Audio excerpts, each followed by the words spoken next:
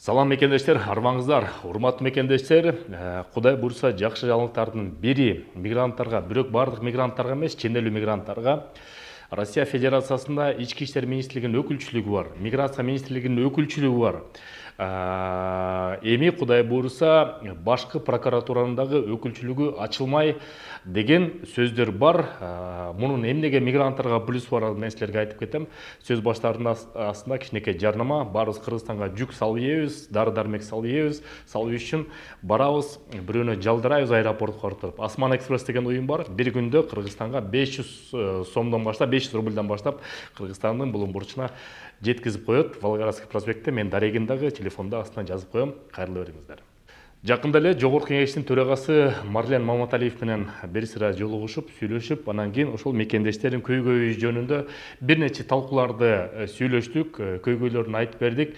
Марлен Маматалиев абройлуу, тажрыйбалуу депутаттардын бири. Бүгүнкү күндө Жогорку Кеңештин төрагасы мигранттарга көбүрөөк көңүл бурам деп азыр жакшынакай сөздөрүн берип, ошол үчүн бизден маалыматты, дайыма так маалыматтарды сурап жатат. Биз так маалыматтарды мекендештердин көйгөйүн берип атабыз. Анан кийин башкы прокуратуранын Россия Федерациясынын өкүлчүлүгүн ачууга азыр тапшырма бердим деп айтып атат. Ушул эки азыр ишке ашып атыптыр.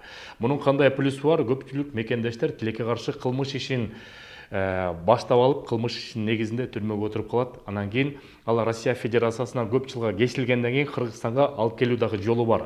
Кыргызстанга алып келгенге бир нече этапты өтүш керек, бир нече кадамдар жасаш керек. Ошолордун эң негизги кадамы бул башкы прокуратуранын жардамы керек. Эгерде ошо Россия Федерациясында элчиликтин алкагында болобу же башка бир мекемеде болобу, Кыргыз Республикасынын башкы прокуратуранын өкүлчүлүгү ачылса, анда ошо Россияда жүргөн түрмөдө отурган мекендештерибизди Кыргызстанга алып келүү кыйла, оңой болот.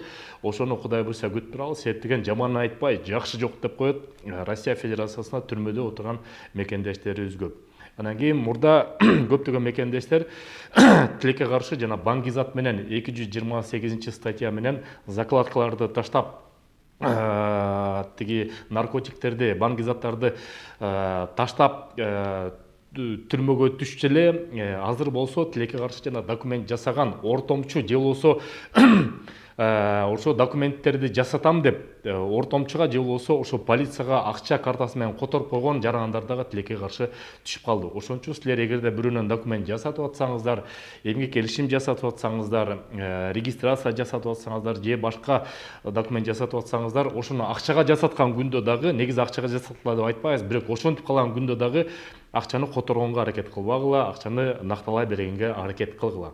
Баарыбызга белгилүү, кээ бирөөбүз ортомчулардын кызматы менен колдонобуз. Ошон үчүн кулаңарга көмүч сырга, себептеген ошо ортомчулар полициянын начальнигине, участковыйга тыйын которуп койгон үчүн алар дагы кылмыш жаза кодексинин негизинде жоопко тартып, азыр 3 жылга чейин түрмөдө отурган биздин мекендештер бар. Бул жактан сак саламат болуңуздар. Жакшы жаңылыктар болсо айтып турабыз. Көрүшкөнчө мекендештер. Урматтуу мекендештер, Кыргызстанга барыбыз эле тыйын которобуз, бирок ошону утуш менен которуңуздар. Компаньон банкы 1 миллион сомду акция катары уюштуруп жатат. Ондогон техникалык белектер жана утуучуларга 100 000 сомдон байге катары 20 марттан баштап 30 июнга чейин акцияга катышууну чакырып жатат.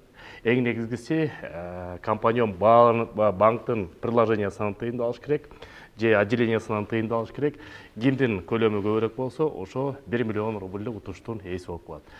Баары эле которосуздар, утуш менен которуңуздар.